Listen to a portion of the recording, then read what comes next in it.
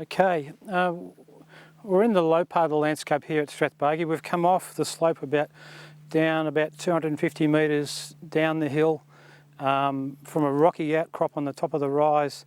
We've moved down into the sort of semi-depression. It looks like an old depression, could have been a swamp sort of situation.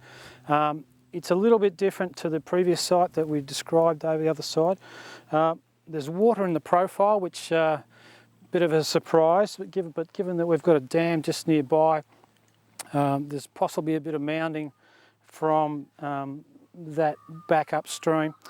Although when you look at the soil, you'd expect that there is some sort of a little bit of potential for a depth. The farmer described us that another couple of feet down there is quite a sticky grey clay that might be the reason for this.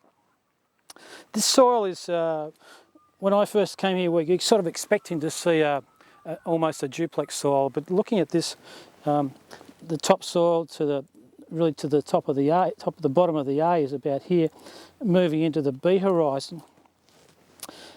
And this was what we described as a light clay, and moving into a sort of slightly more medium clay as we went to depth, and it was very good.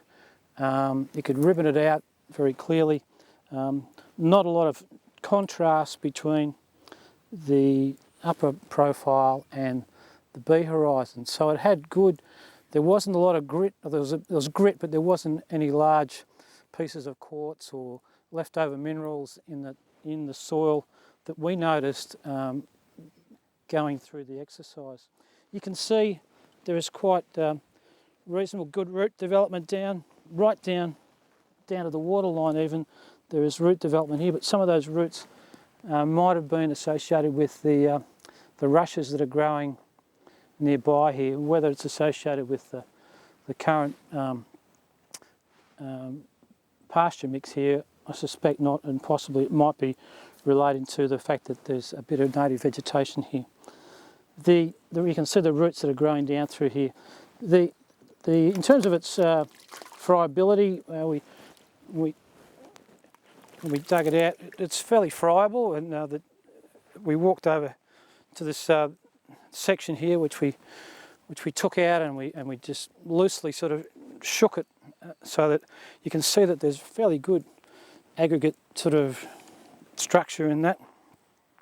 This is a section of the A horizon and the top of the B, and this is the B horizon. So there's a little bit of colour change, and it really doesn't look what I would consider to be typical of a granite soil as we looked at the other site. The topsoil here, moving to the top of the B, you can see we've gone into a sort of a yellowy sort of colour from a colour point of view. So it's not a big change in terms of associated with that. In terms of the aggregates, we tried out we put some topsoil in this jar here, and the aggregates have largely just stayed together. They've just sort of sat there and really not done a lot. In terms of the B horizon, it's a little bit milky, but I think it's been shaken up a little bit, but the aggregates have fallen apart.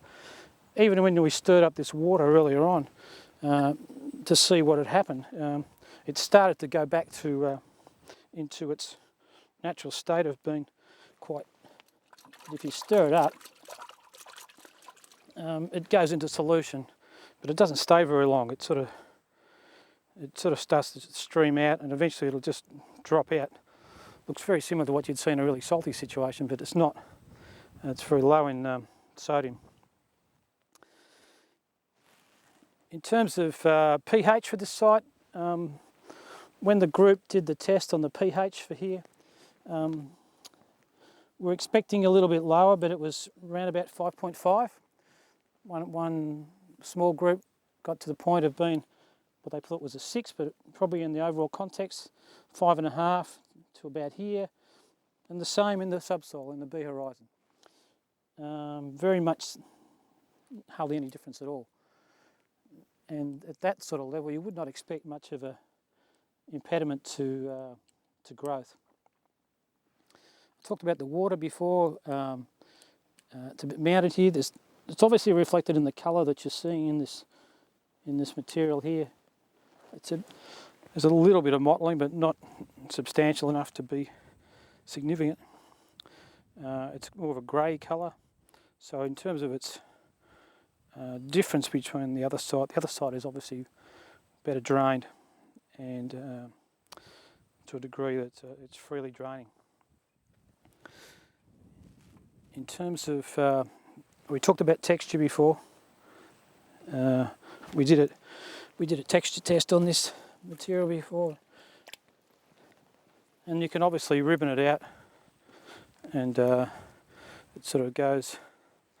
If I get it right, whoops, maybe a bit more water. But we can certainly start to. You can push it out into a neat little thread. A bit more water. It gets quite sticky, so it's got a reasonable amount of. It's quite a heavy clay. There's a bit of.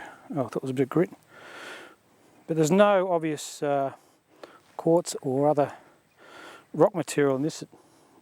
Down at 50-60 centimetres, which is surprising.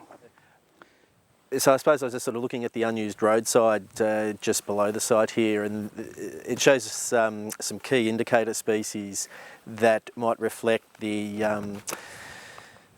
water in the profile here. You've got swamp gums, which are the tree species growing just in front of us. You've also got one of the thatch or saw sedges, Garnia, which is also growing in this sort of drainage line or this part of the landscape, which is a good indicator of wet areas.